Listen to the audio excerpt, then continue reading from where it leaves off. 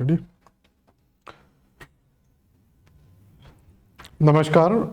विश्व भूगोल मानचित्रावली में हमने कल की क्लास में उत्तरी अमेरिका महाद्वीप के बारे में स्टडी की थी और साथ के साथ हमने विश्व के सारे महाद्वीपों के बारे में जाना था।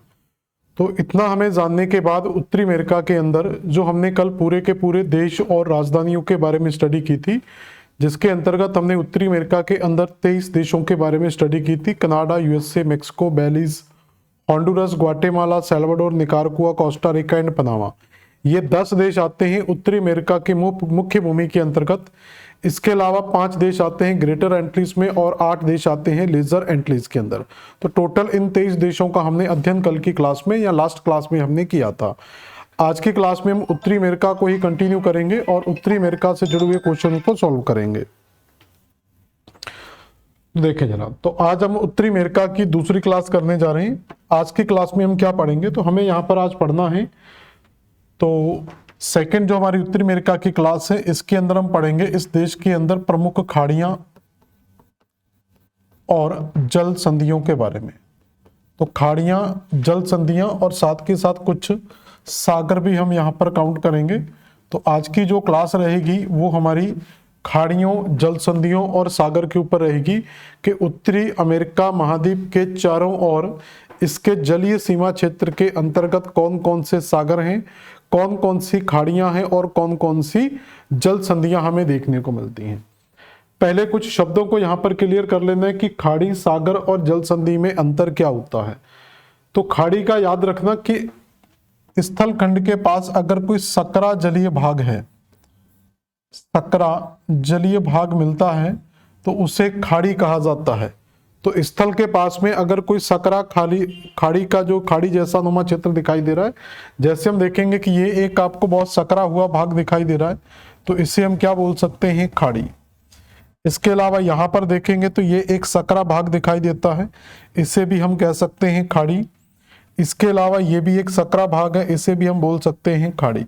इसके अलावा यहाँ पर भी एक पार्ट छोटा सा मिलता है, यहाँ पर भी खाड़ी। इसके बीच में यहाँ पर कुछ सकरे भाग हैं, इसके बीच में कुछ सकरे भाग हैं। यहाँ पर आप देखेंगे एक सकरा भाग है, इसके अलावा यहाँ पर एक सकरा भाग है। तो स्थल खंड का एक नैरो वाटर बॉडीज, तो एक सकरा जो जलीय भाग है उसे किस नाम से जाना जाता है, खाड़ी के नाम से जाना जाता है।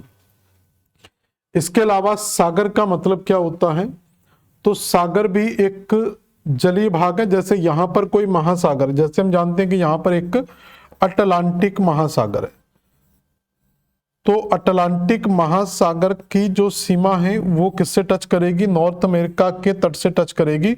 लेकिन इसे टच करने से पहले यहाँ पर जो जलीय भाग आएगा, जैसे तो यहाँ पर जो जलीय भाग टच करेंगे उन भागों को, तो ये अटलांटिक महासागर हो गया। और इसी अटलांटिक महासागर के जो उपभाग हैं उसे सागर के नाम से जाना जाता है। तो इसे किस नाम से जाना जाता है, सागर के नाम से जाना जाता है। तो इसके लिए हम 2 शब्द कह सकते हैं कि सागर महासागरों के उपभाग हैं जो किसी महाद्वीप के तट के साथ स्पर्श करते हैं। तो तट के साथ जुड़ी हुई सीमा को सागर कहते हैं और ये किसी महासागर का उपभाग कहलाता है। जैसे इस साइड हम कुछ एग्जांपल्स देखें, तो इस साइड आपको जैसे सागर में जाएंगे तो यहाँ पर आपको एक लेब्राडोर सागर मिल जाएगा। इसके अलावा यहाँ पर जाएंगे तो आपको एक सारगासो करके सागर मिल जाएगा थोड़ा अंदर की तरफ, और नीचे जाएंगे तो यहाँ पर आपको एक कैरिबियन सागर मिल जाएगा। तो इस तरीके से आप देखेंगे कि महासागर के बगल में कई छोटे छोटे सागरीय भाग मिलते हैं। तो सागर महासागर के ही सब डिवीजन कहलाते हैं। इतनी बात क्लियर हो गई। अब क्वेश्चन आता है कि सर खाड़ी क्या है। देखो, खाड़ी की अगर हम बात करें तो खाड़ी का भी मतलब होता है, यहां पर एक बार मैं यहां बता दे रहा हूं आपको एक अलग बोर्ड पर, यहां पर समझे। जब हम खाड़ी की बात करते हैं तो खाड़ी का मतलब क्या होता है, इस चीज को समझे। तो खाड़ी का मतलब होता है एक सकरा जलीय भाग,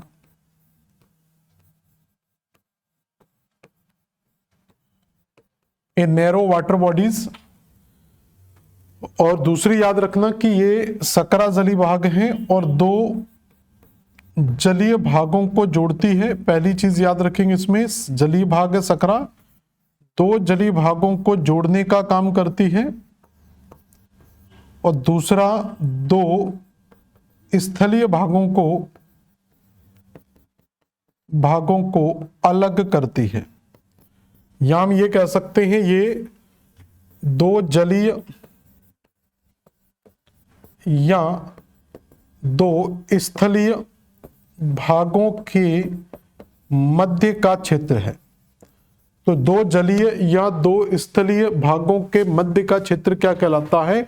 जल संधि कहलाता है। क्लियर हो गया? फॉर एग्जाम्पल एक हम देखते हैं, जैसे मैं कहूं कि ये एक जलीय भाग है, ये एक हम मान लेते हैं अभी स्थल है, और इसके तरफ यहां पर दूसरा स्थल है। तो ये दो आपको स्थल खंड दिखाई दे रहे हैं। इन दोनों स्थल खंडों के दोनों तरफ अगर हम जाएंगे यहां पर, तो यहां पर कुछ जलीय भाग आपको दिखाई देगा, कुछ वाटर बॉडीज दिखाई देंगे। तो यहां पर पानी भरा हुआ है, इस साइड भी पानी भरा हुआ है, इस साइड भी पानी आपको दिखाई देगा। तो दोनों तरफ कोई सागर या कोई खाड़ी या कोई महासागर का भाग आ सकता है। तो यहां पर जल संधि किस स्थान पर होगी? तो मैंने कहा कि एक सकरा जलीय भाग जल संधि कहलाता है। तो यहां पर आप देखेंगे कि ये जो सकरा भाग दिखाई दे रहा है, तो इस सकरे भाग को हम क्या बोल सकते हैं? जल संधि। तो पहला पॉइंट हमारा क्लियर हो गया कि एक सकरा भाग जल संधि कहलाता है। फिर मैंने यहां पर लिखा है कि दो जलीय या दो स्थलीय भागों के मध्य के भाग को जल संधि कहा जाता है। तो एक स्थल का भाग ये हो गया, एक स्थल का भाग ये हो गया, इसको हम एक्स वाई लिख सकते हैं। तो एक्स वाई के बीच में हो गया, और इधर ए और बी लिख सकते हैं। तो एक्स वाई स्थलीय भाग हो गए, ए और वी जलीय भाग हो गए। तो इनके बीच में क्या स्थित है? एक जल संधि।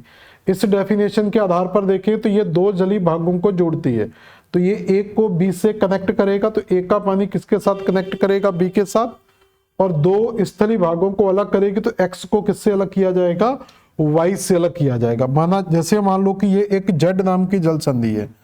तो अगर हमें जेड जल संधि के बारे में लिखना हो तो हम कह सकते हैं कि जेड जल संधि एक सकरा जलीय भाग है जो ए पार्ट को बी पार्ट से कनेक्ट करता है और एक्स पार्ट को वाई पार्ट से अलग करता है। तो हम कह सकते हैं कि ये एक सकरा जलीय भाग होता है जो दो जलीय भागों को जोड़ता है और स्थलीय भागों को अलग करता है। तो strait is a narrow water body, it connect two water bodies and separate two land bodies. Clear? तो कनेक्ट करेगी टू वाटर बॉडीज को, सेपरेट करेगी टू लैंड बॉडीज को। मैं यहां पर आपको मैप में कुछ एग्जांपल दिखा रहा हूं। अगर हम मैप में जाएंगे तो मैप के अंदर यहां पर कुछ एग्जांपल्स देख सकते हैं। यहां पर देखें जरा, मैं आपको एक दो एग्जांपल दिखाऊंगा तो आपको समझ में आ जाएगा कि यहां पर जल संधि होगी। तो सबसे पहले देखें, यहां पर एक सागर मिलता है जिसको कहा जाता है लेब्राडोर सागर। एटलस में साथ में याद रखेंगे, आपको पढ़ने के लिए याद रखना है कि एक ऑक्सफोर्ड स्टूडेंट एटलस है। अगर आप मैपिंग को बहुत अच्छा करना चाहते हैं तो ऑक्सफोर्ड स्टूडेंट एटलस को साथ में रखें और उस एटलस से हम चीजों को कंप्लीट कर सकते हैं। तो एक्सपोर्ट स्टूडेंट एटलस को साथ रखो। जो मैं चीजें कराता जा रहा हूं वो सारी चीजें आप एटलस में देख सकते हैं। तो यहां पर आपको क्या मिला? एक लेब्राडोर सागर मिला। इस लेब्राडोर सागर के ऊपर जाएंगे तो यहां पर एक बैफिन की खाड़ी है। देखो, जरूरी नहीं है कि महासागर आएगा या सागर आएगा, कोई सागर हो सकता है एक तरफ और कोई एक तरफ खाड़ी हो सकती है, दोनों तरफ सागर हो सकते हैं, दोनों तरफ खाड़ियां भी हो सकती हैं। अब यहां पर अगर हम देखेंगे तो ऊपर जो पार्ट है ये ग्रीनलैंड का है। तो ग्रीनलैंड क्या हो गया? एक स्थलीय भाग हो गया। और यहां पर कनाडा का भाग आता है, उंगावा प्रायद्वीप है यहां पर, तो ये एक स्थलीय भाग हो गया। तो यहां पर देखेंगे तो ये एक स्थल का पार्ट आ रहा है यहां पर, और दूसरा ये स्थल का पार्ट आ रहा है। तो इन दो स्थलीय भागों के दोनों तरफ क्या है? दो जलीय भाग हैं। तो आप अगर एटलस में देखेंगे तो यहां पर हमें एक जल संधि दिखाई देगी, ठीक है, यहां पर, जिसको कहा जाता है डेविस जल संधि। तो अगर आपके पास एटलस है तो आप देख सकते हैं यहां पर आपको एक डेविस जल संधि दिखाई देगी। तो यहां क्लियर हो गया। तो दो जलीय भागों और दो स्थलीय भागों के मध्य क्या दिखाई देती है? हमें एक जल संधि दिखाई देती है। तो हम कह सकते हैं डेविस जल संधि लेब्राडोर सागर को बफिन की खाड़ी से जोड़ती है और ग्रीनलैंड को कनाडा के उंगावा प्रायद्वीप से अलग करती है। तो इस तरीके से आपको हमेशा स्टेट के बारे में याद रखना होता है। या फिर आपसे इस तरीके से क्वेश्चन आ सकता है, डेविस जल संधि कहां पर स्थित है, तो उसका आंसर हो सकता है ये ग्रीनलैंड और कनाडा के बीच में स्थित है। आंसर हो सकता है ये लेब्राडोर सागर और बैफिन की खाड़ी के बीच में स्थित है। तो यहां से आप इसका आंसर निकाल, अगर आपका देखो कॉन्सेप्ट क्लियर है तो आपको जितना मर्जी कंफ्यूजन करके पूछे आपका आंसर बिल्कुल सही होगा। क्लियर हुआ? देखो, तो यहां तक की कहानी सब लोगों को क्लियर हो गई होगी। तो हमें जो पढ़ना है वो 3 चीजें पढ़ना है, सागर, खाड़ियां और जल संधि। तो उत्तरी अमेरिका महाद्वीप के अंदर ये 3 चीजों को हम कंप्लीट करेंगे। देखें, सबसे पहले हम उत्तरी अमेरिका के पश्चिमी हिस्से से इस टॉपिक को स्टार्ट करेंगे। तो आप भी एटलस के अंदर नॉर्थ अमेरिका का मैप ओपन कर सकते हैं, वहां पर चीजों को देख सकते हैं। जब उत्तरी अमेरिका के पश्चिमी हिस्से में जाते हैं तो यहाँ पर एक छोटा सा ये पेनिनसुला टाइप का दिखाई देता है जिसको कहा जाता है अलास्का। तो ये क्षेत्र क्या कहलाता है? अलास्का, जिस पर यूएसए का अधिकार है। तो इस क्षेत्र को क्या कहा जाएगा? अलास्का, जिसके ऊपर यूएसए का अधिकार है।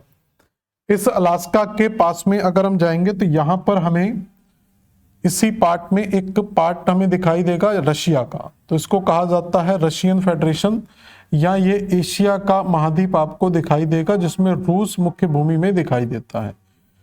तो इस रूस और यहां पर हमें किसका पार्ट दिखाई दे रहा है? हमारे नॉर्थ अमेरिका का या अलास्का का पार्ट दिखाई देता है।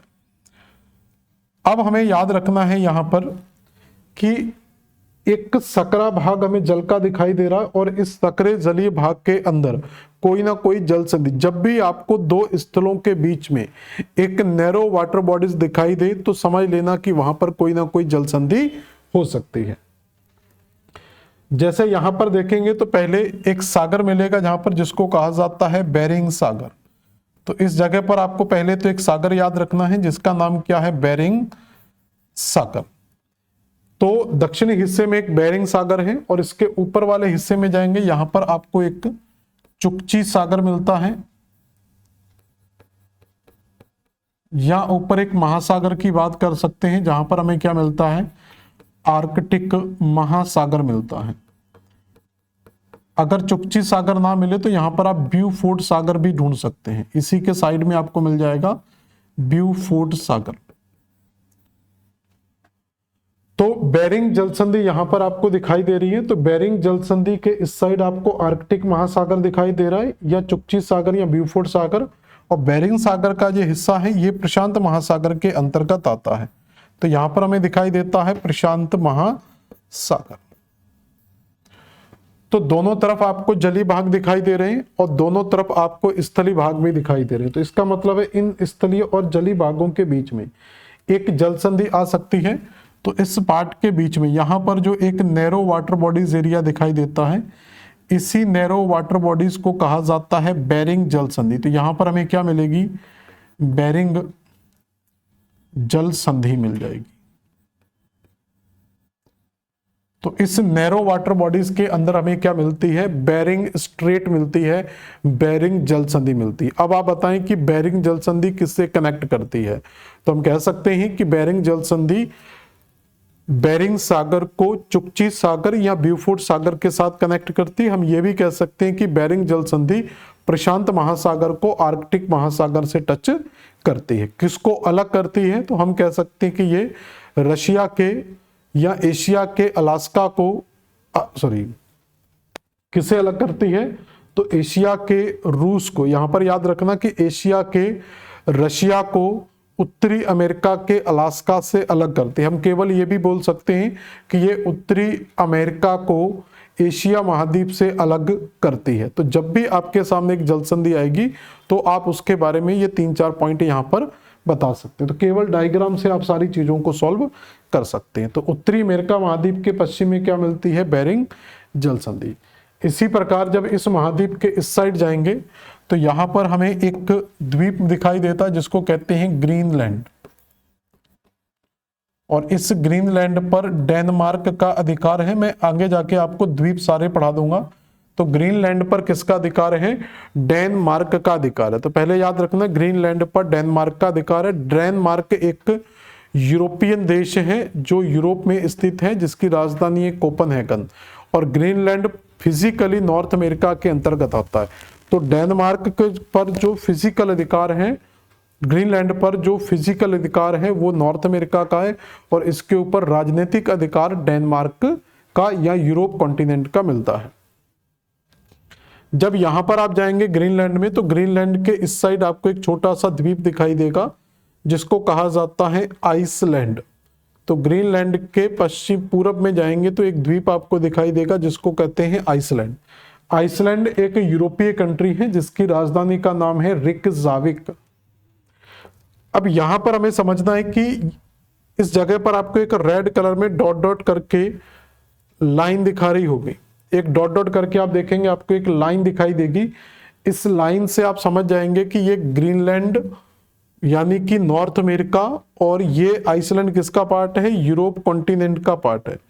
तो यहां क्लियर हो गया कि ये दोनों देशों के बीच में या दो महाद्वीपों के बीच में एक अंतरराष्ट्रीय सीमा का निर्धारण करती है, और इस अंतरराष्ट्रीय सीमा को कहा जाता है डेनमार्क जल संधि। तो यहां पर हमें क्या मिलती है, डेनमार्क चैनल या डेनमार्क जल संधि मिल जाती है।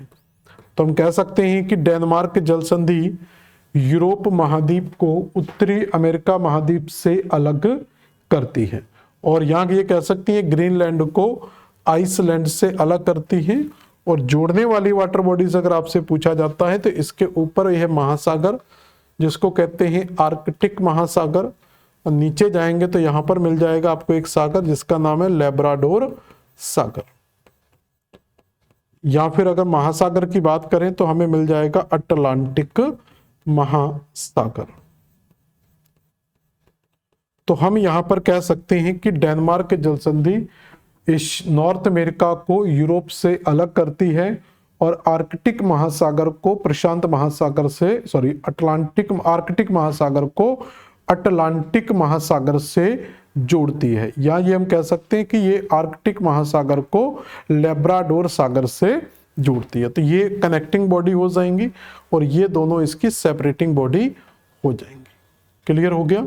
तो ये दो अंतरराष्ट्रीय जल संधियां हमें मिलती हैं उत्तरी अमेरिका महाद्वीप के पश्चिम और पूरब में। तो उत्तरी अमेरिका के पश्चिम में मिलती है बेरिंग जल संधि जो इससे एशिया महाद्वीप से विभाजित करती है। पूरब में मिलती है डेनमार्क जल संधि जो इसे यूरोप महाद्वीप से विभाजित करती है। जब इस महाद्वीप के दक्षिणी हिस्से पर जाएंगे तो दक्षिणी हिस्से पर क्योंकि इसी के दक्षिणी हिस्से पर जाएंगे तो हमें मिल जाता है यहाँ पर पनामा नहर। तो दक्षिणी हिस्से में क्या मिलती है, पनामा नहर। मैं यहां पर इसको शो कर दे रहा हूं। तो जब इसका दक्षिणी हिस्सा बनता है तो ये इस तरीके से इसका दक्षिणी हिस्सा बनता है, और दक्षिणी हिस्से में जो देश है लास्ट में उसको कहा जाता है पनामा। तो लास्ट जो देश मिलता है उसको कहते हैं पनामा, और इसी पनामा से कनेक्ट हो जाता है यहाँ पर साउथ अमेरिका महाद्वीप। अब इन दोनों महाद्वीपों के बीच में यहां पर एक नहर मिलती है जिसको कहा जाता है पनामा नहर। तो हम कह सकते हैं पनामा नहर पनामा देश में स्थित है, या ये कह सकते हैं ये उत्तरी अमेरिका और साउथ अमेरिका के बीच में स्थित है। कनेक्ट किसको करेगी, तो इस साइड की जो बॉडी है वो अटलांटिक महासागर है। तो इस साइड जो हमें मिलता है वो है अटलांटिक महासागर, और दक्षिणी भाग में जाएंगे इस साइड तो यहां पर मिल जाता है हमें प्रशांत महासागर। तो इस तरीके से हम कह सकते हैं कि ये जल संधि या ये नहर भी एक स्ट्रेट की तरह कार्य करती है जो प्रशांत महासागर को अटलांटिक महासागर से कनेक्ट करती है और उत्तरी अमेरिका को दक्षिणी अमेरिका से विभाजित करती है। तो ये तीन हमने उत्तरी अमेरिका महाद्वीप की इंटरनेशनल बाउंड्रीज को पढ़ लिया या इंटरनेशनल वाटर बाउंड्रीज को देख लिया। पश्चिम में बेरिंग जल संधि, पूरब में डेनमार्क जल संधि और दक्षिण में पनामा नहर। यहां तक क्लियर हो गया। अब हम इसमें सारी जल संधियों को पढ़ते हैं कि इसमें और कौन कौन सी जल संधियां, सागर और खाड़ियां आती हैं। तो ये मुख्य मैंने तीन चीजें आपको करवा दी हैं। अब देखो जरा, तो इस महाद्वीप में जब आप जाएंगे तो इसके उत्तरी भाग में ये मिलता है हमें अलास्का, जिस पर यूएसए का अधिकार है, और उत्तर में जो महासागर मिलता है उसको कहते हैं आर्कटिक महासागर। तो हमें महासागर, सागर, खाड़ियां, तीन चीजों को और जल संधियों को लेकर चलना है। यहां पर जाएंगे तो आपको एक सागर मिलेगा ये वाले हिस्से में, तो आर्कटिक महासागर का एक सब डिवीजन मिलेगा जिसे कहा जाता है ब्यूफोर्ट सागर।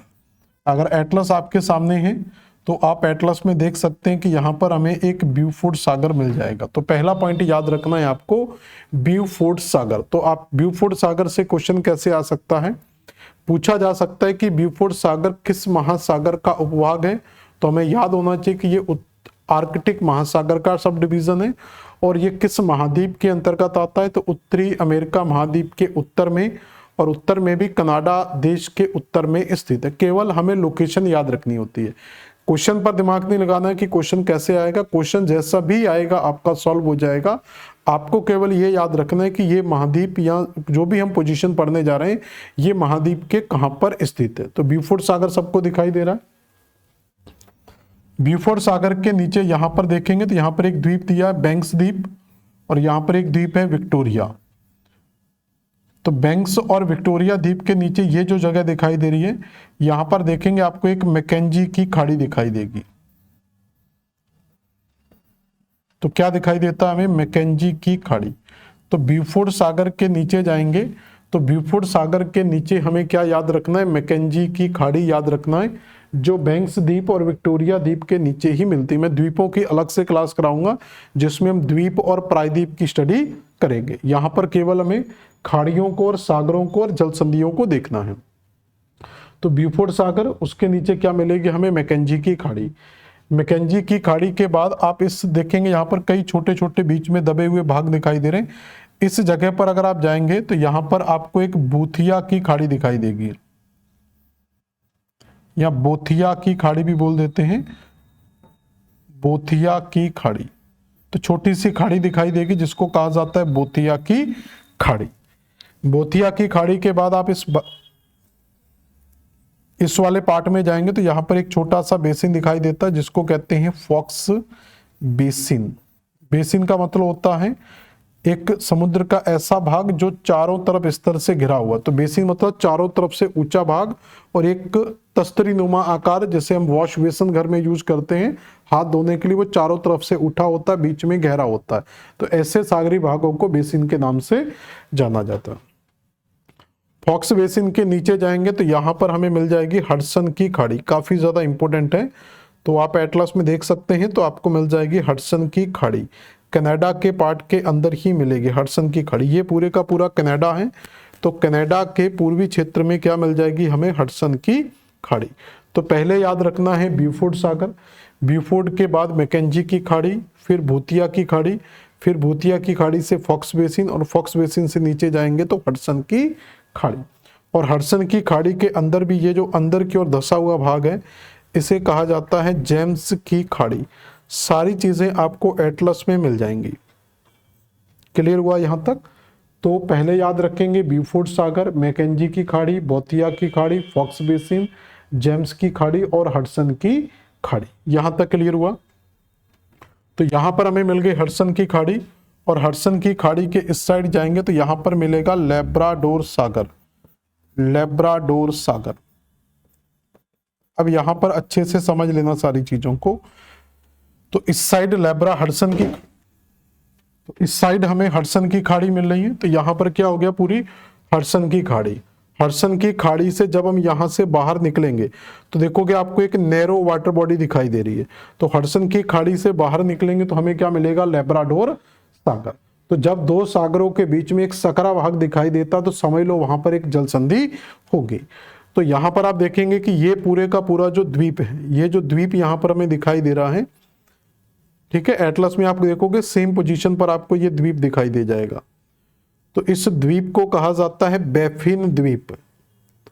तो इस द्वीप का नाम क्या है, बफिन द्वीप या बैफिन द्वीप।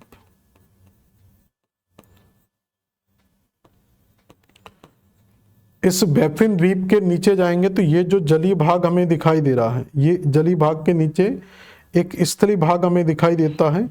इस स्थली भाग को कहा जाता है, कनाडा का पार्ट है, इसको कहा जाता है ओंगावा प्रायद्वीप। ये फिजिकल में नाम मिलेगा। अगर आप पॉलिटिकल मैप देख रहे हैं तो साथ में फिजिकल भी देखेंगे तो फिजिकल के अंदर आपको प्रायद्वीप का नाम मिल जाएगा जिसका नाम है उंगावा प्रायद्वीप। इस उंगावा प्रायद्वीप की बात करें तो ये कनाडा का पार्ट है। अगर उंगावा प्रायद्वीप याद ना रहे तो केवल कनाडा याद रख सकते हैं। तो अब आप देखेंगे कि एक तरफ आपको लैंड बॉडी दिखाई दे रही है, दूसरी तरफ भी एक लैंड बॉडीज है, इस साइड एक वाटर बॉडीज है और इस साइड भी एक वाटर बॉडी है, और इसके बीच में आपको एक सकरा जली भाग दिखाई दे रहा है। तो यहां पर देखेंगे कि एक सकरा जली भाग दिखाई दे रहा है यहां पर। तो ये जो सकरा जली भाग हमें दिखाई दे रहा है, इसी सकरे जली भाग को कहा जाता है जल संधि। तो यहां पर जो हमें जल संधि मिलेगी, इस जल संधि को कहा जाता है हडसन जल संधि। तो यहां पर हमें क्या मिलती है, हडसन जल संधि दिखाई देती है। तो आप एटलस में देखेंगे आपको भली बातें यहां पर मिल जाएगी, हडसन जल संधि। इंग्लिश में देखेंगे तो लिखा होगा हडसन स्ट्रेट। तो हम कह सकते हैं कि हडसन स्ट्रेट लेब्राडोर सागर और हडसन की खाड़ी के मध्य स्थित है, और यह बफिन द्वीप को उंगावा प्रायद्वीप से अलग करती है। तो बफिन द्वीप और उंगावा प्रायद्वीप के बीच में क्या स्थित है, हडसन जलसंधि स्थित है, जो हडसन की खाड़ी को लेब्राडोर सागर से अलग करती है। तो आपको याद रखना है कि आप जब हडसन की खाड़ी से बाहर निकलेंगे तो इसी हडसन जलसंधि से होते हुए हम पहुंचेंगे कहां पर, लेब्राडोर सागर के अंदर प्रवेश कर जाएंगे। क्लियर हो गया यहां तक। तो हडसन की जलसंधि के बारे में लिख सकते हैं। इसके अलावा हम देखें यहां पर लेब्राडोर सागर है, ये मैं अभी आपको रिपीट कर चुका था एग्जाम्पल में, और यहां पर एक खाड़ी मिलती है जिसको कहते हैं बफिन की खाड़ी या बैफिन की खाड़ी।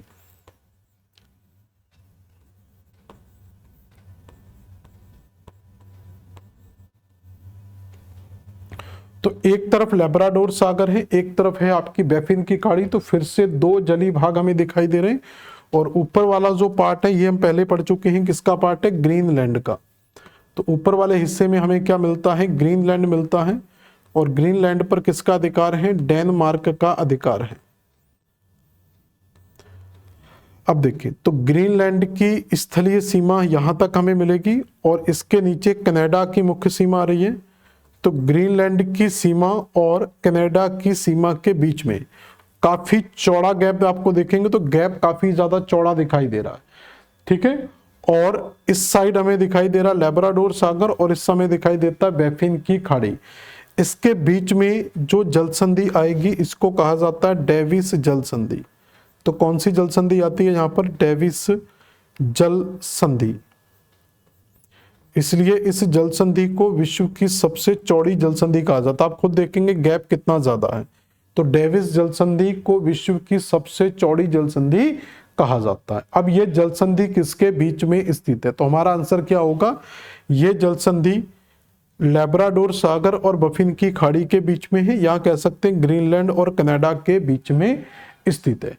लेकिन अगर हम सेपरेटिंग और कनेक्टिंग पॉइंट की बात करें तो ये जल संधि लेब्राडोर सागर को बैफिन की खाड़ी से जोड़ती है, और ग्रीनलैंड को उंगावा प्रायद्वीप या कनाडा से अलग करती है। तो यहां पर आप आंसर दे सकते हैं किसके बारे में, डेविस जल संधि के बारे में। तो आप देखो कैसे याद रखेंगे, तो हडसन की खाड़ी से निकलेंगे हडसन जल संधि, हडसन जल संधि से पहुंचेंगे लेब्राडोर सागर, और लेब्राडोर सागर से डेविस की जल संधि से होते हुए पहुंचेंगे हम बैफिन की खाड़ी के अंदर। यहां तक क्लियर हुआ।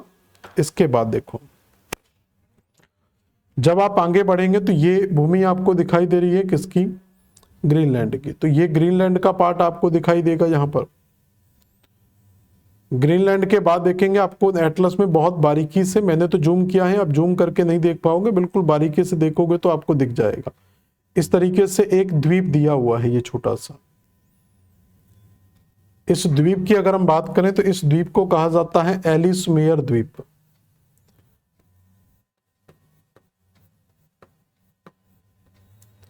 तो यहां पर क्या दिखाई देगा, एलिस मेयर द्वीप दिखाई देगा। ये कनाडा के ही सारे उपभाग हैं, कनाडा के ही सारे द्वीप हैं। तो एलिस मेयर द्वीप दिखाई दे रहा है। एलिस मेयर द्वीप के पास में आपको क्या दिखाई दे रहा है, ग्रीनलैंड। ऊपर कौन सा है, आर्कटिक ओशियन है, और नीचे क्या है हमारे पास, बैफिन बे। तो बफिन की खाड़ी से जब आप ऊपर पहुंचेंगे, जैसे आप बफिन की खाड़ी से ऊपर जाएंगे तो यहां पर एक नैरो वाटर बॉडीज दिखाई देगी। तो यहां पर जो नैरो वाटर बॉडी दिखाई दे रही है, तो यहां पर फिर से एक जल संधि का निर्माण होगा। देखो जब भी नैरो वाटर बॉडीज आएगी तो कंफर्म एक जल संधि मिलेगी।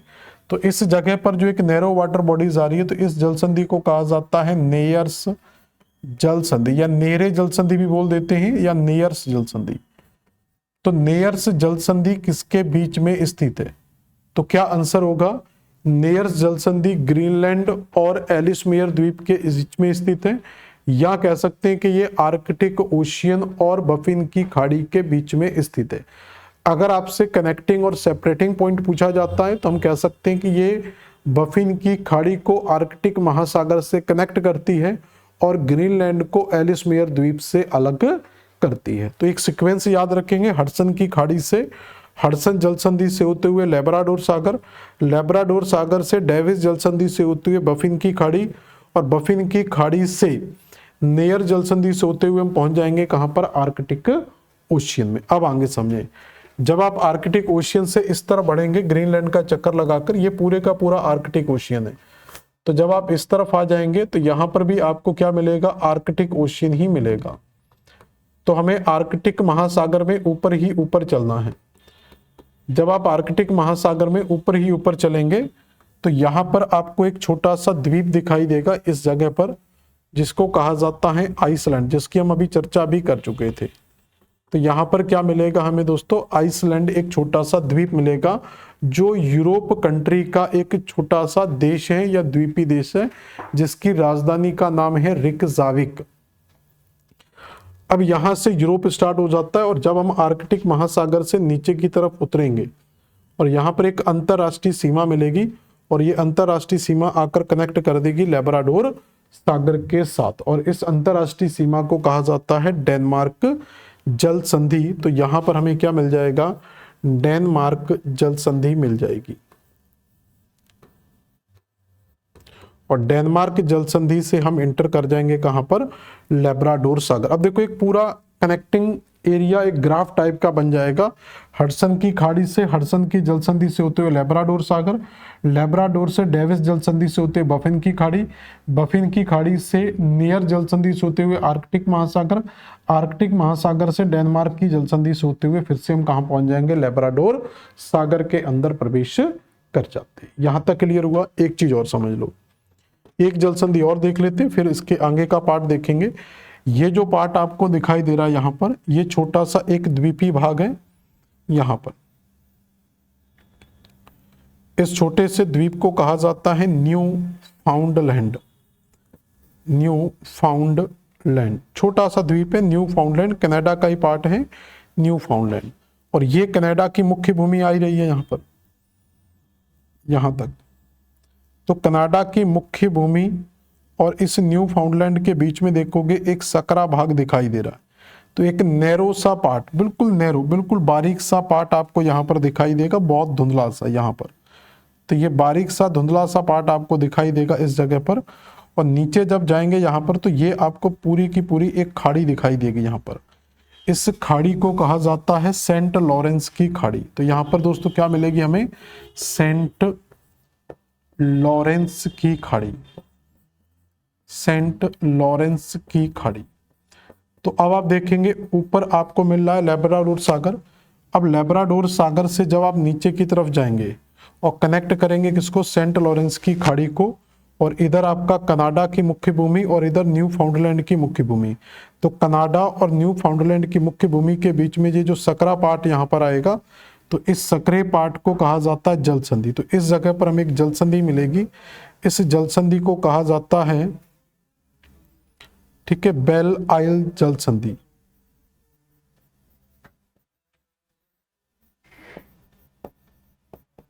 तो क्या मिलेगी यहां पर हमें? बेल आइल जल संधि मिलेगी। तो हम कह सकते हैं कि बेल आइल जल संधि लेब्राडोर सागर को सेंट लॉरेंस की खाड़ी से जोड़ती है और न्यू फाउंडलैंड को कनाडा से अलग करती है। तो आप पूरा सीक्वेंस समझें, हडसन की खाड़ी से, हडसन की जल संधि से होते डेविस, लेब्राडोर सागर, लेब्राडोर सागर से डेविस जल संधि से होते बफिन की खाड़ी, बफिन की खाड़ी से नियर जल संधि से होते हुए आर्कटिक महासागर, आर्कटिक महासागर से डेनमार्क जल संधि से होते हुए लेब्राडोर सागर, और लेब्राडोर सागर से बेल आइल जल संधि से होते हुए हम प्रवेश करते हैं सेंट लॉरेंस की खाड़ी में। यहां तक कहानी क्लियर हुई। अब मैं इन सारी जल संधियों को एक साथ दिखा रहा हूं, आप समझें जरा इसको कैसे याद रखना है। तो यहां पर याद रखेंगे कि सबसे पहले आपको याद रख लेना है, यहां पर हमें मिलेगी हडसन की खाड़ी।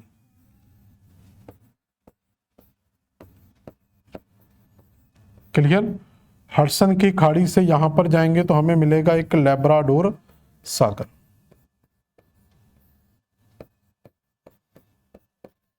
लैब्राडोर सागर से जाएंगे तो यहां पर हमें मिलेगी बफिन की खाड़ी। थोड़ा नीचे बना लेते हैं इनको।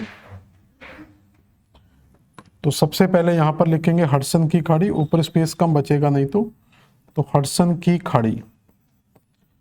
हडसन की खाड़ी के इस साइड जाएंगे तो यहां पर लिख लेंगे लैब्राडोर सागर।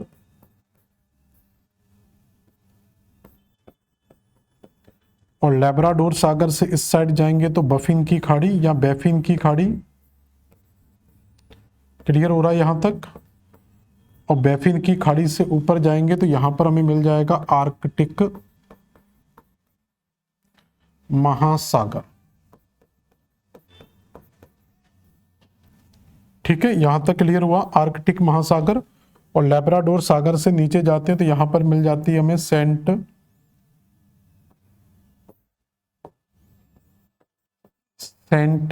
लॉरेंस की खाड़ी।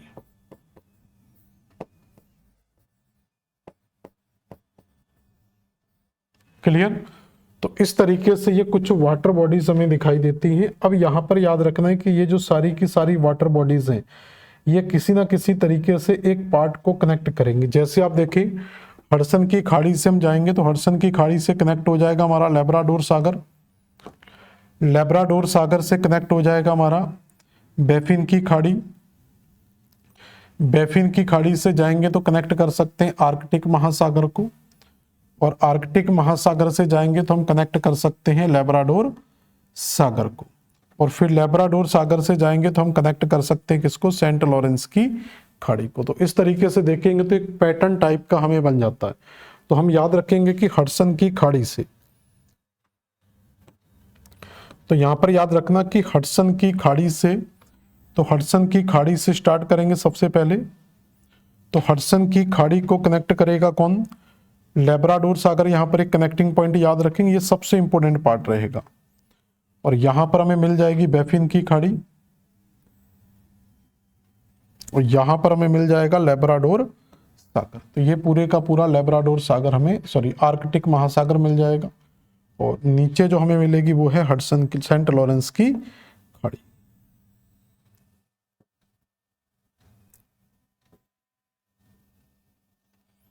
तो ये चीजें आपको क्लियर होनी चाहिए कि हम किस तरीके से चीजों को रिलेट कर पा रहे हैं।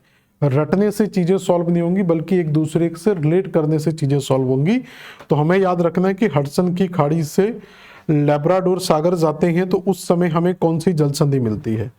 तो हडसन की खाड़ी से जब हम लैब्राडोर प्रवेश करते हैं तो यहां पर हमें मिलती है हडसन जल संधि।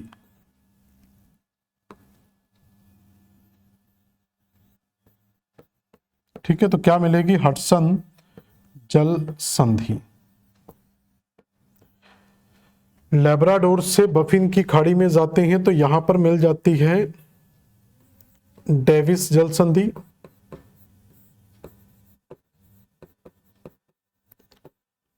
और यहां से अगर हम इस साइड जाते हैं तो यहां पर मिल जाती है हमें नेयर्स जल संधि। तो अगर आप सारी चीजों को रिलेट कर पा रहे हैं तो चीजें बहुत अच्छे से आपको याद हो जाएंगी।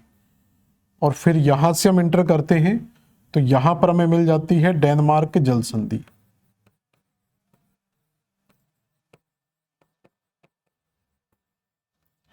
और इससे नीचे जाते हैं तो यहां पर मिल जाती है बेल आइल जल संधि। तो अगर आप इस तरीके से याद रख लेते हैं तो आपको कभी भी क्वेश्चन गलत होने के चांस नहीं रहेंगे।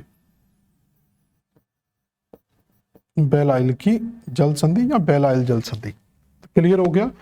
तो सारी जल संधियां, अगर आपको वाटर बॉडीज याद हैं तो आप सारी जल संधियों को एक दूसरे के साथ बड़ी इजीली कनेक्ट कर पाएंगे। चलो आगे देखें जरा। तो ये सारी जल संधियां मैंने करवा दी। इसके बाद देखो यहां तक हम कंप्लीट कर चुके हैं लास्ट में। तो यहां पर हम पढ़ चुके थे हडसन की खाड़ी, हडसन की खाड़ी के बाद यहां पर लेब्राडोर सागर हमने पढ़ लिया था।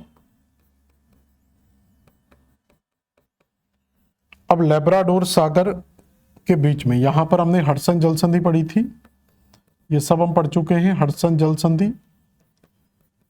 और इससे ऊपर जाते हैं तो डेविस जल संधि। और नीचे जब हम गए थे तो यहां तक मैंने लास्ट आपको करवा दिया था कि यहां पर जब हम एंटर करते हैं तो ये जो पार्ट है ये कनाडा का मुख्य भूमि पार्ट है, और ये एक छोटा सा द्वीप है जिसको कहा जाता है न्यू फाउंडलैंड। ये द्वीप में अलग से पूरे स्टडी कराऊंगा। तो न्यू फाउंडलैंड के नीचे एक खाड़ी है यहां पर, इस खाड़ी को कहा जाता है सेंट लॉरेंस की खाड़ी।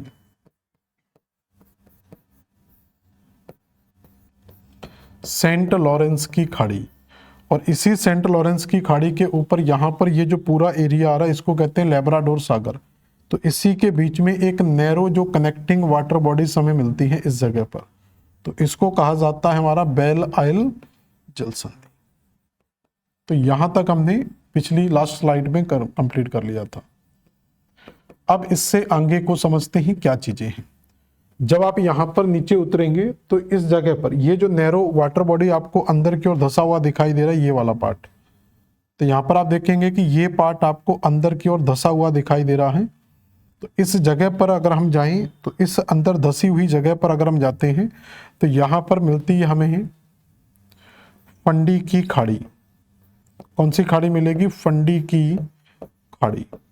और फंडी की खाड़ी की अगर हम बात करें तो विश्व के सबसे ऊंचे ज्वार, तो आपसे पूछा जाएगा कि विश्व के सबसे ऊंचे ज्वार कहाँ आते हैं, तो हम याद रखेंगे कि फंडी की खाड़ी में। तो यहां पर क्या आता है? सबसे ऊंचे ज्वार आते हैं। तो विश्व में सबसे ऊंचे जो ज्वार आते हैं वो फंडी की खाड़ी में आते हैं। यहां तक क्लियर हो गया। इस फंडी की खाड़ी के नीचे जाएंगे, यहां पर आपको एक छोटा सा पार्ट फिर अंदर धंसा हुआ दिखाई देगा। इस तरीके से आप देखते जाएं, ये पार्ट आपको दिखाई दे रहा है। तो यहां पर देखेंगे एक लंबा सा पार्ट अंदर की ओर धंसा हुआ है यहां पर। तो ये जो अंदर की ओर धंसा हुआ पार्ट हमें दिखाई दे रहा है, इसी जगह पर वाशिंगटन डीसी यहीं पर, इसी के आसपास आपको क्या मिलेगा याद रखना, Washington DC, District of Columbia. तो वाशिंगटन डीसी जिस जगह पर आपको दिखाई दे रहा है उसी जगह पर अंदर धंसी हुई एक जलसंधि हमें यहां पर दिखाई देती है या खाड़ी दिखाई देती है, जिसको कहते हैं चीसा पिके की खाड़ी। ये छोटी छोटी खाड़ियां हैं। तो चीसा पिके की खाड़ी आपको यहां पर दिखाई देगी। तो चीसा पिके की खाड़ी की बात करें तो ये विश्व स्तर पर, तो ये विश्व में मोती उत्पादन के लिए फेमस है। किस चीज के लिए फेमस है? मोती उत्पादन के लिए फेमस है।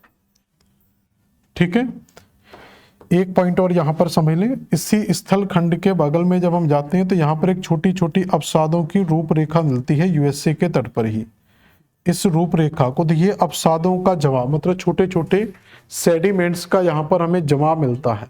तो इस अवसादों के जमाव को बोला जाता है रोदिकाएं। वर्ल्ड ज्योग्राफी के ओशनोलॉजी के अंदर हम इन बार्स के बारे में पढ़ते हैं, समुद्र के द्वारा निर्मित स्थलाकृतियां। तो जब किसी समुद्री तट के किनारे अवसादों का जमाव होता है तो उस जमाव को कहा जाता है रोदिका, बार्स के नाम से जाना जाता है। तो ऐसे ही ये जो बार्स हमें यहाँ पर मिल रहा है तो इसको कहा जाता है विश्व की सबसे लंबी अपतट रोदिका। तो ये क्या है? विश्व, इसका नाम पहले लिख लें, तो इसको कहा जाता है कैप हैट्रस। क्या नाम है इसका? कैप हैट्रस। और कैप हैट्रस की विशेषता क्या है कि ये विश्व की सबसे लंबी, विश्व की सबसे लंबी अपतट रोदिका, सबसे लंबी अपतट रोदिका। अपतट रोदिका, अपतट रोदिका को इंग्लिश में कहा जाता है ऑफ शोर बार। ऑफ शोर बार, तो ये अवसादों से निर्मित होते हैं, मतलब कंकड़ पत्थर मिट्टी यहाँ पर जमा होती है। इसी तरीके से कनेक्टिंग बार होता है, लूप बार होता है। तो ऑफशोर बार विश्व की सबसे लंबी अपतट रोदिका है, जो कहां पर मिलेगी? यूएसए के पूर्वी तट पर मिलेगी, जिसका नाम है कैप हैट्रस। यहां तक कहानी समझ में आई। इसके आगे जाते हैं तो यूएसए का ये जो पार्ट है इसको हम अगली स्लाइड में देखेंगे। तो ये एक प्रायद्वीपीय भाग मिलता है, इसी के नीचे हमारे ग्रेटर और लेजर एंटील्स के द्वीप मिल जाते हैं। तो ये वाली लाइन पूरी कंप्लीट हुई। उत्तर का भाग हम पढ़ चुके थे, तो ये नॉर्थ अमेरिका के पूर्वी तट के सारे की चीजें कंप्लीट होती हैं। इससे अगर हम ऊपर जाएं तो ये मैं आपको सारी चीजें यहाँ पर तट के पास में करवा चुका हूँ। तो तट के पास में हम सारी चीजों को पढ़ चुके हैं। जैसे यहाँ पर हमने, तो इस जगह पर हमने फंडी की खाड़ी पढ़ ली थी, केवल मैं नाम लिख रहा हूँ, विशेषता में लिखा चुका हूँ। फंडी की खाड़ी पढ़ चुके हैं। यहाँ पर चीसा पिके की खाड़ी पढ़ चुके हैं। इसके नीचे हम कैप हेट्रस पढ़ चुके हैं। इतनी चीजों को हमने कंप्लीट कर लिया है। इसके बाद यहाँ पर एक इंपोर्टेंट क्षेत्र मिलता है जिसको कहते हैं सारगासो सी। तो यहाँ पर एक सागर मिलता है जिसको कहा जाता है सारगासो सागर। तो इस सारगासो सागर की अगर हम बात करें तो ये सारगासो सागर कहां पर स्थित है? अटलांटिक महासागर के बीच में स्थित है। तो सारगासो सागर, पहला क्वेश्चन तो यही आता है कि सारगासो सागर, कई बार यूपीएससी परीक्षा में आप देखे होंगे कई सालों से ये लगातार क्वेश्चन पूछा जा रहा है। एमपी स्टेट एग्जाम से लेकर अदर स्टेट के सभी एग्जाम्स के प्रीवियस ईयर में आप जाके देखेंगे तो सारगासो से किसी ना किसी तरीके से क्वेश्चन पूछा जा रहा है। तो सारगासो सागर कहां पर स्थित है? अटलांटिक महासागर में। और अटलांटिक में भी जानते हैं कि ये कौन सा हिस्सा है, तो ये उत्तरी अटलांटिक महासागर आता है। तो यहाँ पर कंफ्यूजन नहीं होना, तो ये कौन सा महासागर है? इसको कहा जाएगा उत्तरी अटलांटिक महासागर। तो सारगासो सागर पूछा जाता है तो कहां पर है? उत्तरी अटलांटिक महासागर में स्थित है। तो सिंपल आंसर हो गया। अब क्या है कि यहां पर सारगासो सागर से जुड़ी हुई 2-3 चीजें हमें और याद रखनी होती हैं। पहले तो स्थिति याद रखेंगे, दूसरा सारगासो सागर को शांत सागर कहा जाता है, कॉम सी कहा जाता है। शांत सागर का मतलब है कि इसके पानी में किसी भी प्रकार की हलचल देखने को नहीं मिलती। और इस सागर के अंदर सारगेसम नाम की समुद्री वनस्पतियां पाई जाती हैं या शैवाल टाइप की पाई जाती। इस कारण से इस सागर को सारगासो नाम के नाम से जाना जाता है। तो सारगेसम वनस्पति की उपलब्धता के कारण इसे क्या कहा जाता है? सारगासो के नाम से जाना जाता है। इसे शांत सागर कहा जाता है और ये उत्तरी अटलांटिक महासागर के अंदर स्थित है। इतना क्लियर हुआ।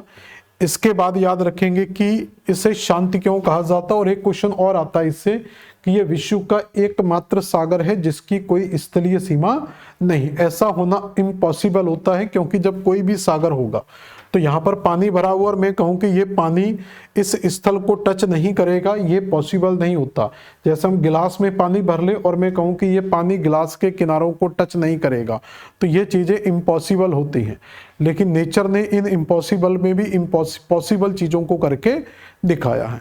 तो ऐसा क्या कारण है कि सारगासो सागर की ना तो सीमा उत्तरी अमेरिका से टच करती है और ना ही इस साइड आपको जो अफ्रीका कॉन्टिनेंट मिलता है, इसको मैं हटा दे रहा हूं थोड़ा सा।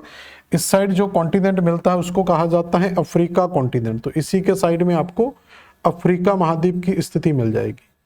तो इसकी सीमा ना तो अफ्रीका के साथ टच करती है और ना ही इसकी सीमा नॉर्थ अमेरिका के पार्ट के साथ टच करती है। क्लियर हो गया? यहां से ना तो अफ्रीका के साथ टच कर रही है, ना ही इसकी सीमा नॉर्थ अमेरिका के साथ स्पर्श करती है। तो ऐसा क्या कारण है कि ये दोनों तरफ स्थल मौजूद होने के बावजूद भी इसकी सीमाएं किसी स्थलीय भाग को स्पर्श नहीं करती? तो इसका कारण क्या होता है, तो उसको समझे जरा। तो इसके इस साइड एक जलीय धारा प्रवाहित होती है या समुद्र की धारा प्रवाहित होती है और इस साइड भी एक समुद्र की धारा प्रवाहित होती है और फिर ये पानी घूमकर इस तरीके से मूव कर जाता है।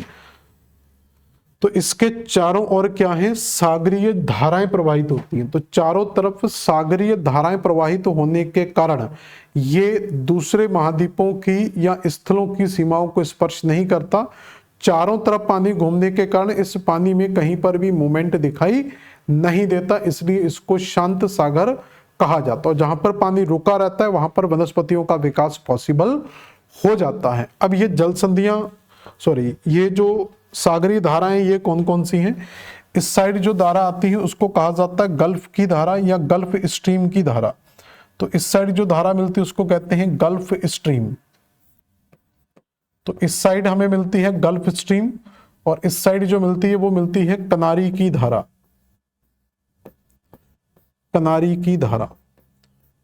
तो गल्फ स्ट्रीम की धारा और इस साइड क्या मिलेगी, तो अगर आपसे ये पूछा जाए कि सारगासो सागर सारगासो सागर कहां पर स्थित है, उत्तरी अटलांटिक में, किस प्रकार का सागर है, शांत सागर है और इसकी सीमा किसी भी स्थल को स्पर्श नहीं करती, सार्गेसम नामक इसमें वनस्पति पाई जाती। इसके अलावा आपसे पूछा जा सकता है सारगासो सागर उत्तरी अमेरिका से किस जल संधि या किस सागरीय धारा से विभाजित होता है, तो उत्तरी अमेरिका और इसके बीच में जो मिलेगी वो गल्फ स्ट्रीम मिलेगी और इस साइड अगर हम जाएंगे अफ्रीका के साथ तो क्या मिल जाएगी, कनारी की धारा मिल जाएगी। समझ में आ गया। तो इस कारण से इसे शांत सागर के नाम से जाना जाता है।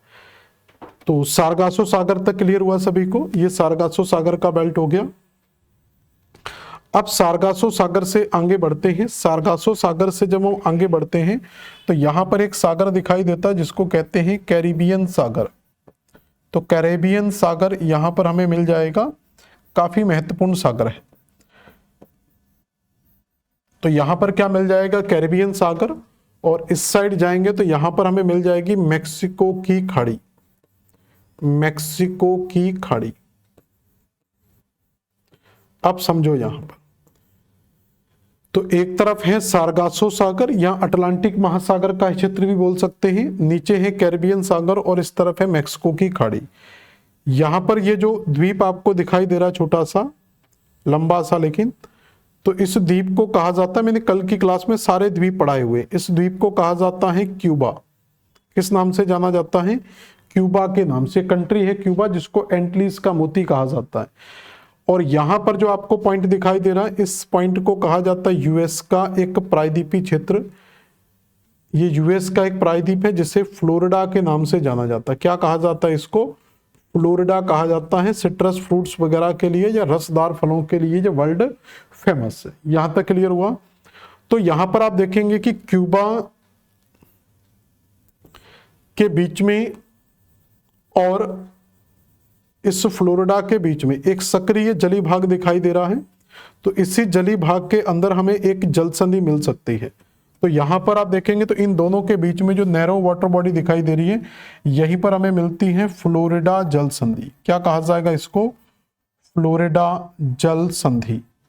तो हम कह सकते हैं कि फ्लोरिडा जल संधि किससे कनेक्ट करेगी, तो आप देखेंगे कि फ्लोरिडा जल संधि सारगासो सागर को इधर आपकी मेक्सिको की खाड़ी से कनेक्ट करती है। तो हम कह सकते हैं कि जो फ्लोरिडा जल संधि है ये सारगासो सागर को मेक्सिको की खाड़ी के साथ कनेक्ट करती है और अमेरिका को या अमेरिका के फ्लोरिडा को क्यूबा से अलग करती है। समझ में आ गया।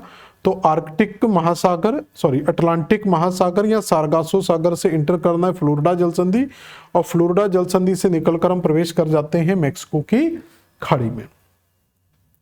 अब जब मेक्सिको की खाड़ी से बाहर निकलेंगे तो इस रास्ते से होते हुए आप बाहर निकलेंगे तो हम इंटर कर जाएंगे कहां पर, कैरिबियन सागर में। तो फिर आप देखेंगे एक तरफ मिल रहा है मेक्सिको की खाड़ी और एक तरफ है कैरिबियन सागर। तो मेक्सिको की खाड़ी और कैरिबियन सागर के बीच में अगर हम जाएंगे तो एक नैरो वाटर बॉडी दिखाई देगी। तो इस साइड ये क्यूबा का एरिया दिखाई दे रहा है और इस साइड फिर से ये मेक्सिको का एरिया दिखाई दे रहा है। तो ये वाला हिस्सा, ठीक है, इसको युकाटन प्रायद्वीप कहा जाता है। युकाटन प्रायद्वीप, या आप केवल यूएसए भी मेक्सिको भी याद रख सकते हैं। तो ये किसका पार्ट है, मेक्सिको का पार्ट है। अब क्या है कि यहां पर जो एक कनेक्टिंग बॉडी हमें दिखाई दे रहा है कि इस क्यूबा और युकाटन के बीच में एक सकरा सा जली भाग दिखाई दे रहा है। इस सक्रिय जली भाग को युकाटन चैनल के नाम से जाना जाता है। क्या कहा जाता है इसको, युकाटन चैनल।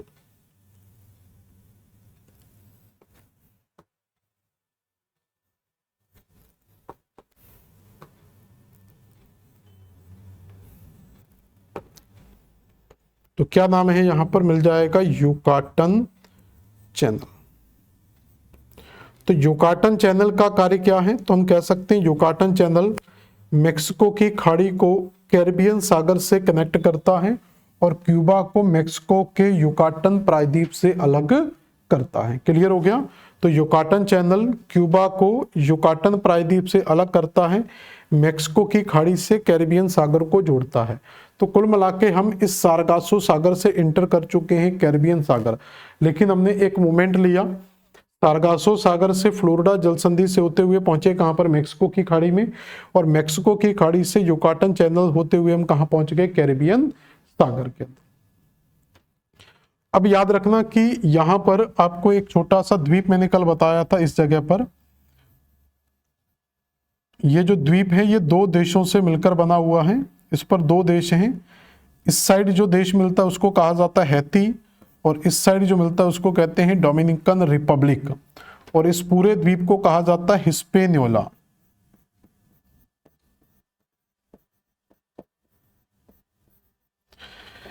इस हिस्पेनियोला द्वीप और क्यूबा द्वीप के बीच में देखोगे तो एक वाटर बॉडीज आपको दिखाई देगी जो यहां से कनेक्ट कर सकती है। तो मतलब सारगासो सागर को आप डायरेक्ट भी कैरिबियन सागर से जोड़ सकते हैं। तो इसके बीच में जो जल संधि यहां पर हमें दिखाई देगी, इस जल संधि को कहा जाता है, इस जल संधि को कहा जाता है विंडवर्ड पैसेज।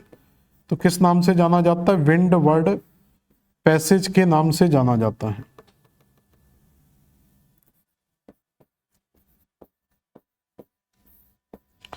पैसेज का काम भी लगभग वही होता है जो एक चैनल और जलसंधि का होता है, दो जली भागों को कनेक्ट करना।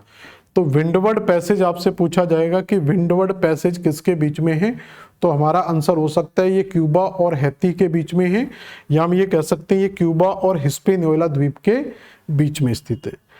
इस साइड आप जाएंगे तो एक छोटा सा द्वीप दिखाई देता है, इसको कहते हैं पोर्टो रिको। पोर्टो रिको जिस पर यूएसए का अधिकार है। इस पोर्टो रिको द्वीप की आप स्टडी अगर करेंगे, इसको अगर देखें यहाँ पर, तो पोर्टो रिको द्वीप और डोमिनिकन रिपब्लिक के बीच में फिर से एक जली भाग दिखाई देगा। इस जली भाग में एक जल संधि मिलती है। तो यहाँ पर जो जल संधि मिलती है उस जल संधि को कहा जाता है मोना पैसेज। मोना पैसेज। तो क्लियर हुआ। तो एक चीज हमें क्लियर हो गई कि सारगासो सागर से हम कैरिबियन सागर को तीन तरीके से कनेक्ट कर सकते हैं। एक तरीका है कि हम सारगासो सागर से मेक्सिको की खाड़ी से होते हुए हम इसे कनेक्ट कर दें, और दूसरा तरीका है कि हम विंडवर्ड पैसेज और मोना पैसेज के माध्यम से इस कैरिबियन सागर को कनेक्ट कर सकते हैं। क्लियर। और फिर लास्ट में इसी के नीचे आपको यहाँ पर साउथ अमेरिका मिल जाएगा, इसी की बॉडी के साथ लगा हुआ। और ये कैरिबियन सागर से हम यहां पर एक नहर हमने बताई थी आपको, कौन सी, पनामा। तो इस पनामा नहर को क्रॉस करके, इस पनामा नहर को क्रॉस करके हम यहां पर पनामा की खाड़ी में इंटर कर सकते हैं। तो पनामा नहर को क्रॉस करके कहां इंटर कर जाएंगे, पनामा की खाड़ी में इंटर। तो कैरिबियन सागर से इस पनामा नहर से होते हुए हम कैरिबियन सागर की पनामा की खाड़ी में इंटर कर सकते हैं। क्लियर हुआ यहां तक। अब यहां पर मैं एक बार आपको पूरे चार्ट में दिखा दे रहा हूं। तो यहां पर देखो, तो हमने पढ़ा था यहां पर लेब्राडोर सागर,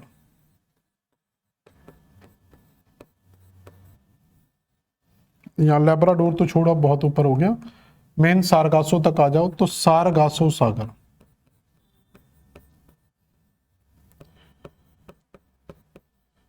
सारगासो सागर के नीचे स्थित है कैरिबियन सागर।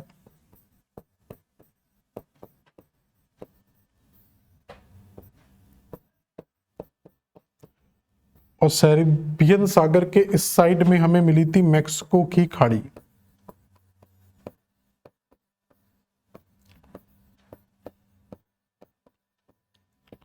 तो यहां पर एक चीज याद रखना कि तीन वाटर बॉडीज हमारे पास हैं, कैरिबियन सागर, सारगासो सागर और मेक्सिको की खाड़ी।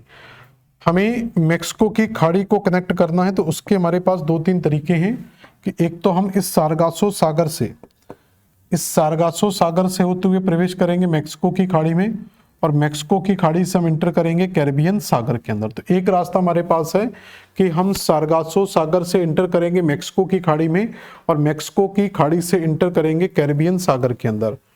तो यहां पर जो हमें मिलता है उसको कहते हैं फ्लोरिडा जल संधि। तो यहां पर क्या मिलेगी, फ्लोरिडा जल संधि।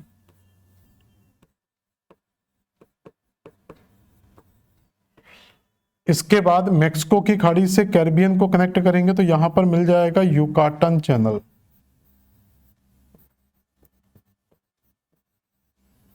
क्लियर हो गया। तो सारगासो सागर से मैक्सिको की खाड़ी से कनेक्ट किया जाएगा फ्लोरिडा जल संधि के थ्रू, और मैक्सिको की खाड़ी को कैरिबियन सागर से कनेक्ट किया जाएगा युकाटन चैनल के थ्रू। तो पहला चीज ये हो गई। और दूसरा तरीका होता है कि हम डायरेक्ट ही इस मैक्सिको की खाड़ी से डायरेक्ट एंटर कर सकते हैं कैरिबियन सागर में। तो यहां पर आने के हमारे पास दो रास्ते थे। एक रास्ता था हमारे पास विंडवर्ड पैसेज का, तो हम विंडवर्ड पैसेज का यूज कर सकते हैं, और दूसरा तरीका था हमारे पास कि हम मोना पैसेज को यूज कर सकते हैं।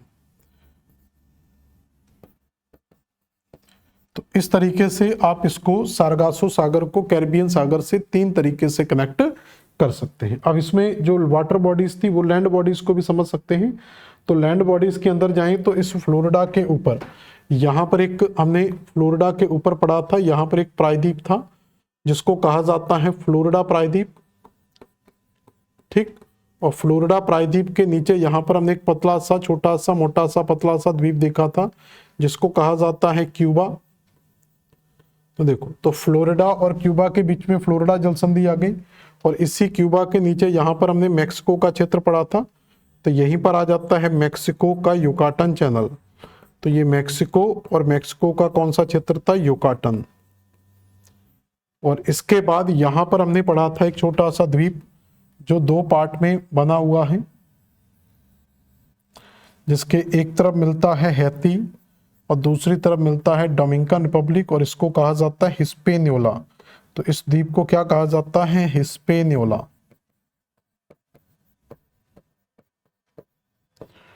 तो ये कनेक्टिंग बॉडी, और इस साइड जाएंगे तो यहां पर हमें मिला था पोर्टो रिको द्वीप जिस पर यूएसए का अधिकार है।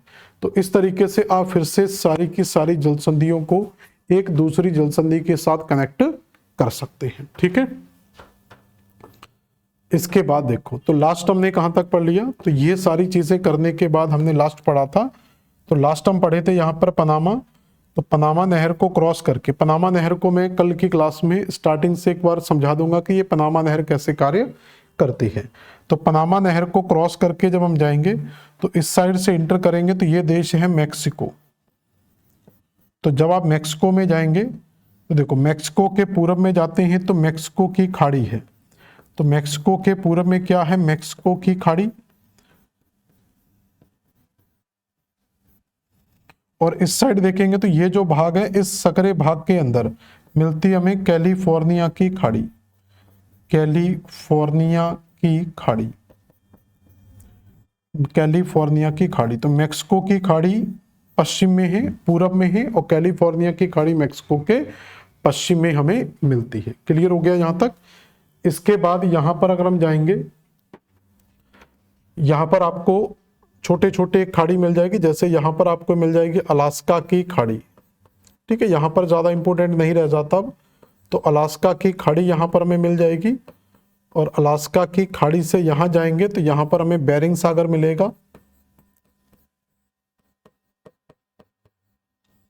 और बेरिंग सागर से जब हम आगे बढ़ेंगे तो यहां पर हमें फिर से यूएस या नॉर्थ अमेरिका का पार्ट एशिया का पार्ट मिल जाएगा, और इसी के बीच में हमें एक जल संधि मिल जाती है जिसको कहते हैं बेरिंग जल संधि।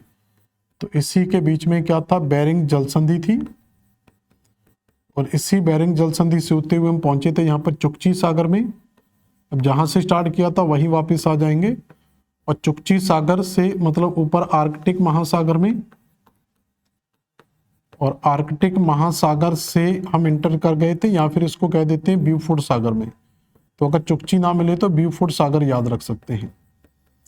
तो ये जहां से मैंने स्टार्ट किया था वहां पर लाकर मैंने खत्म कर दिया। अब पूरा एक साथ देखो, तो ब्यूफोर्ड सागर के यहां पर क्या था, मैकेंजी की खाड़ी। जो हमने पढ़ा पूरी एक मैप के अंदर आ सकता है। यहां पर हमने पढ़ा था मैकेंजी की खाड़ी के बाद यहां पर भूतिया की खाड़ी, यहां पर फॉक्स बेसिन, यहां पर हडसन की खाड़ी, यहां पर लेब्राडोर सागर,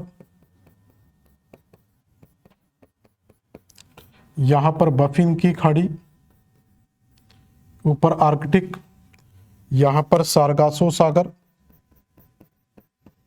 यहां पर कैरिबियन सागर। तो ये सारे सागर देखे थे। इसी के बीच में हमने जल संधियां देखी थी। यहां पर जो मिलती है वो हडसन जल संधि,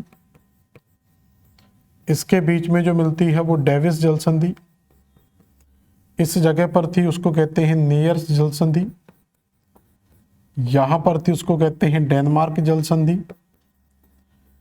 यहां पर जो मिली थी उसको कहते हैं बेल आइल जल संधि,